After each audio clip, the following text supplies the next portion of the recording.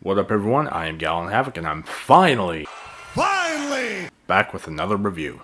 So late last year was the release of the legend that is God of War Ragnarok. And as many of you are aware, I was going to do a review double feature on both Ragnarok and its predecessor, God of War. Well, ladies and gents, and those of unspecified gender, no time like the present. So without further ado, let's jump right into the first God of War.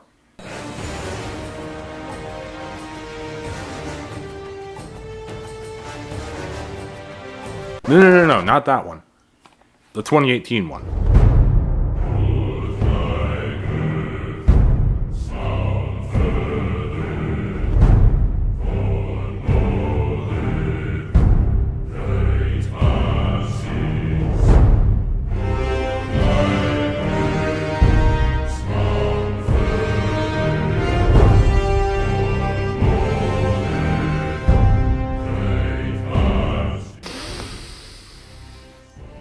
Boy, this has been a long time coming. I initially planned on doing this for a Father's Day special like I did with Witchblade for a Mother's Day special, but the countdown to Ragnarok very much affected my decision, which is why this and Ragnarok are a two-part review. So let's hop into it. Fair warning, this review will contain a very big spoiler, mainly because of how awesome it is.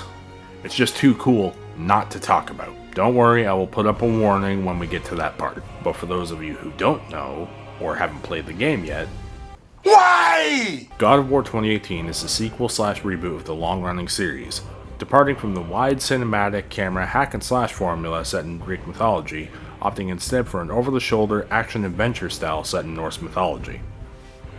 That said, it still feels very much like the old God of War in the sense of combat, or rather the volume of it.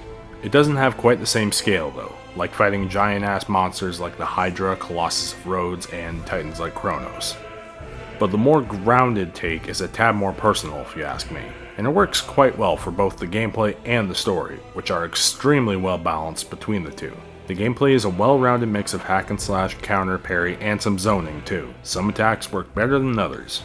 You really have to do more than just spam attacks and dodge, unlike the original games. And the Blades of Chaos are swapped out for the equally handy Leviathan Axe, which you can throw and call back to you with the push of a button, like a certain hammer also from Norse mythology.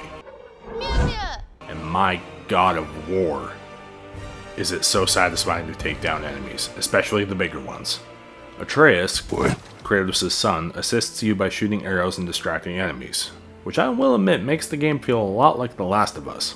Atreus is pretty much Ellie in this case. The constant companion, your little helper, who always trots by your side, that sort of thing. I am not comparing this to The Last of Us at all. They are very much their own respective beasts, not to take away from one or the other. The similarity is there in that regard though. Now when I mentioned enemies, there are plenty of variations and diversity among them, except for the bosses. The game uses a lot of the same boss fights throughout the game, offering a lack of variety in that sense. I can literally count the bosses you fight on one hand.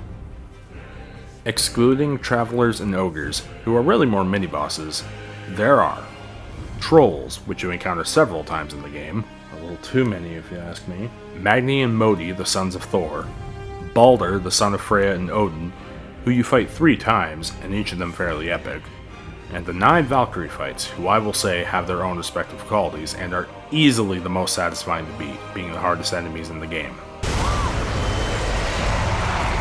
Calm yourself, boy, and stay behind me. Yes, sir! That's 4 actual boss fights with little variations between them. When compared to God of War 2, you fight a total of 11 bosses. 11. And each of them diverse and epic to boot. But that's honestly the only big complaint I have about the gameplay. You also have an open world that actually fits quite well into the God of War games, rewarding your exploration with new items and gear to make your journey through the realms that much easier for you. It even helps you play how you want to play. You can spec Kratos and Atreus out to fit your playstyle by equipping armor and enchantments that change up your stats, giving somewhat of an RPG element to the game. While at first it's a bit jarring, once you get the hang of it and understand the stat changes, you're golden. And the best part about the open world? The side quests you're given are entirely optional. You can play right through the main story and not have to worry about a damn thing unless you so choose to. But all that side stuff is made very much worth your time too. and the difficulty is reasonable until you crank it to either give me a challenge or give me God of War. I've beaten Give Me a Challenge, which rightfully so had my palms sweaty, knees weak, arms heavy. But even I'm not brave enough for Give Me God of War. Now where this game really and truly shines for me is the story. This God of War is no longer about the all-devouring quest of vengeance like the previous games. This is about redemption and living a new, peaceful life for Kratos and his family. Now as a father myself, this game really hits home for me. I really felt a connection with Kratos trying to bond better with his son after his mother died, which gives the game its main goal: scatter her ashes at the highest peak in all the realms. Now sure, easier said than done, as demonstrated throughout the story, where every manner of obstacle is thrown at you as Kratos tries to bond better with his son, because admittedly, Kratos is not a great father. What are you doing? Now his guard is up. Only fire. Only fire when I tell you to fire. But as the game goes on, he does indeed get better and better at connecting with Atreus. Boy. And facing what he has done in the past.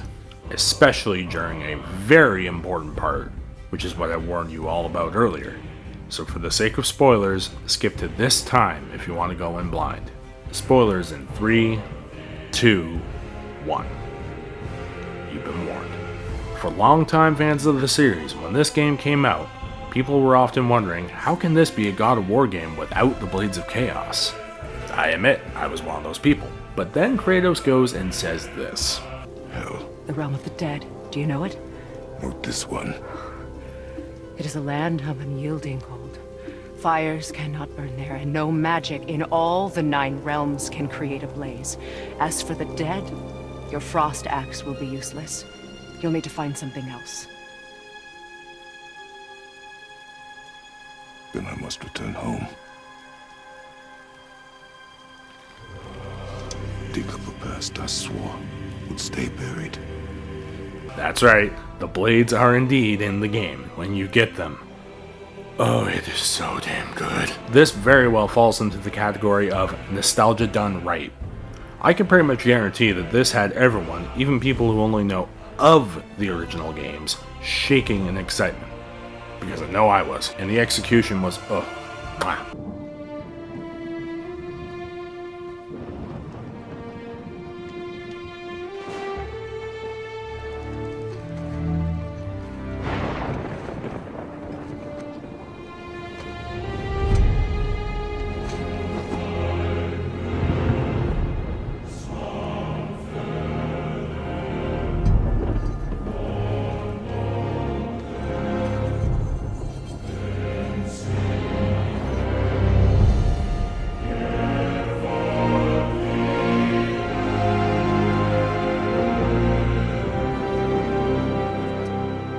They have you earn that nostalgia, and man, is never worth it for both story and gameplay purposes. Killing things with the blades feels really satisfying, but having Kratos having to use his past to save his son, that's just storytelling at its damn finest. Alright, and the spoilers. So mixing things all together, God of War 2018 was, and still is rightfully so, a bona fide masterpiece. The gameplay is a riveting mix of combat, adventure, and difficulty, even if the bosses felt repetitive. While the story is a heavy-hitter narrative that's enough to make even the most hardened individuals feel tender inside by its payoff. And that is why I am giving God of War 2018 a gallant rating of 9 out of 10.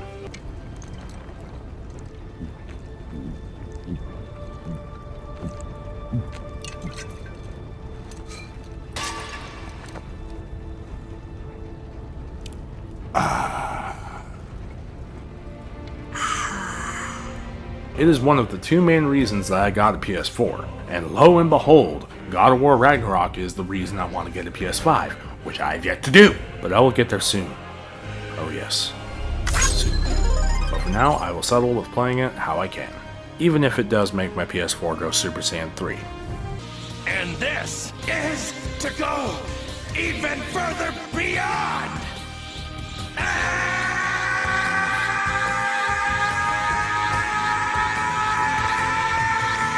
Anyway guys, I am Havoc, and I will see you in the next one. Now if you'll excuse me, Ragnarok.